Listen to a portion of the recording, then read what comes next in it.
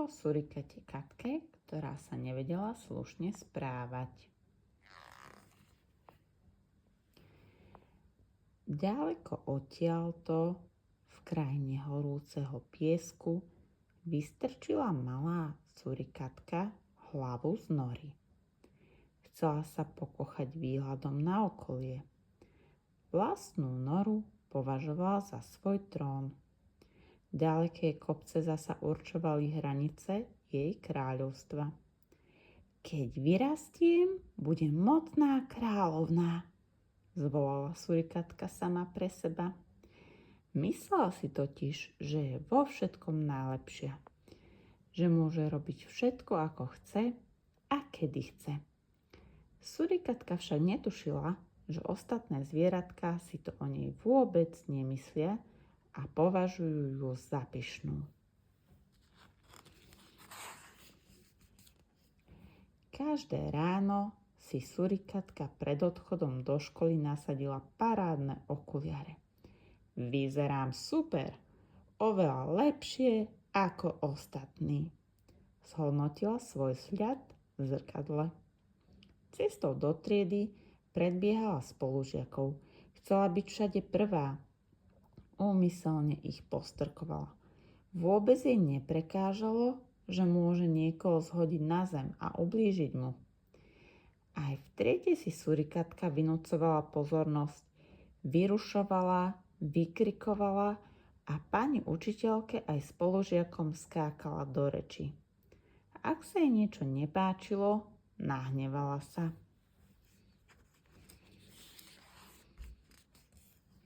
V čase obeda sa zvieratka v jedálni vždy pekne postavili do radu na jedlo. Surikatka nie.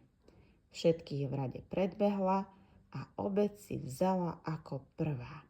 Zavadziate mi, drzo skríkla a odkráčala so svojou porciou. Sadla si a začala jesť. Ale ako? Hlasno prežúvala a z úst jej padali omrvinky. Po obruse rozliala vodu. Dokonca si nahlas odgrgla. Ešte sa na tom aj začala smiať. Nikto iný sa ale nesmial.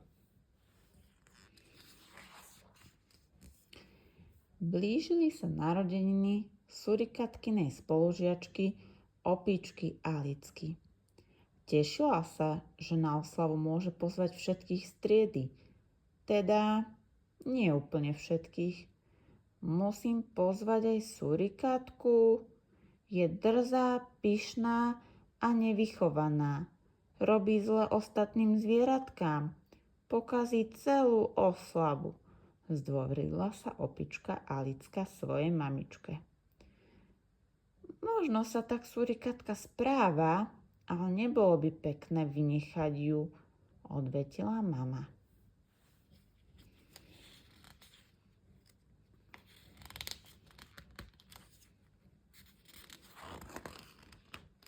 Nastal deň narodinovej oslavy.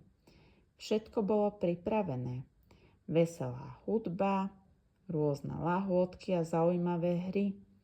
Alicka mala skvelú náladu. Tá však pominula, keď prišla surikatka. Pokazila každú hru a vysmievala sa z Alickinej obľúbenej hudby.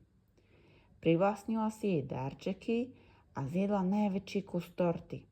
Jedla tak pažravo, až ju zo všetkých sladkostí rozbolilo brúško.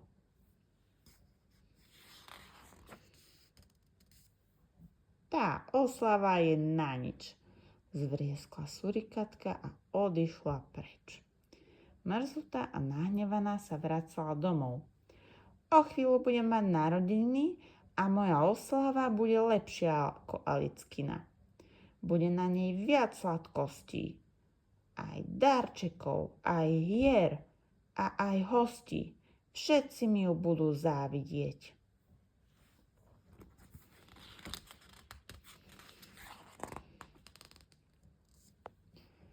Surikatka v škole rozdala kopec pozvánok.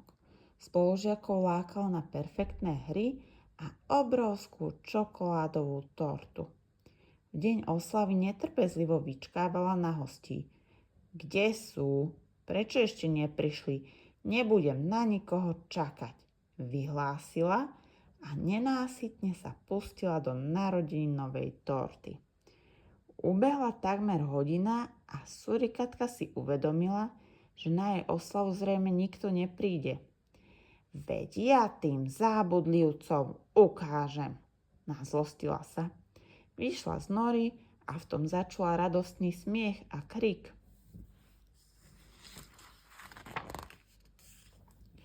Surikatka sa rozhodla vypátrať, odkiaľ hluk prichádza. Rýchlo prebehla cez kopec a zbadala svojich spolužiakov, ako na lúke veselo hrajú futbal. Hej, zakričala na nich. Prečo ste ma nezavolali? Nemôžete predsa hrať bezo mňa, som najlepšia. Zvieratka si ju však nevšímali.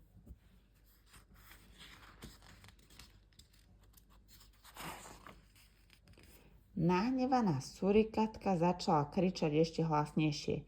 Nehambíte sa! Zabudli ste na moju oslavu! Zmeškali ste novú tortu!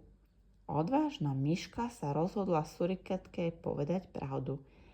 Nezabudli sme, ale nechceli sme prísť. Si k nám veľmi drzá a panovačná. Nevieš, že predbiehanie sa, skákanie do reči, či hlasné grganie nie je pekné? Ostatné zvieratka s myškou súhlasili. Aj k nim bola surikatka často neslušná. Surikatka ticho pozerala do zeme. Po chvíli zdvihla hlavu, zložila svoje frajerské okuliare a utrala si slzičku stekajúcu po líci. Mohli by ste mi odpustiť? Neuvedomovala som si, že moje správanie druhým ubližuje. Vynasnažím sa, aby som už nebola drzá ani panovačná.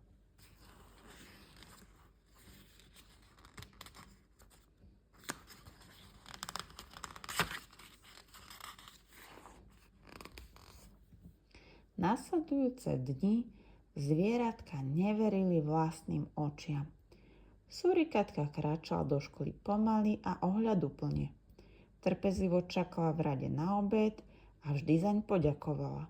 V triede nevykrikovala, neprerušovala pani učiteľku a ani neskákala spolužiakom do reči. Naučila sa používať slova prepáč, prosím a ďakujem, ba dokonca nezabudla povedať na zdravie, keď si niekto kýchol. Surikatka sa veľmi snažila, aby dodržala sľub, ktorý dala spolužiakom. Rozhodli sa preto ju prekvapiť a pripravili pre ňu tajnú oslavu. Keď prišla na dohodnuté miesto, vykríkli. Prekvapenie! Máme ťa radi! Surikatka pochopila, že rešpekt a uznanie si nevybuduje neslušným správaním. Cesta k pravým priateľstvám začína tým, že si všímame potreby a pocity ostatných.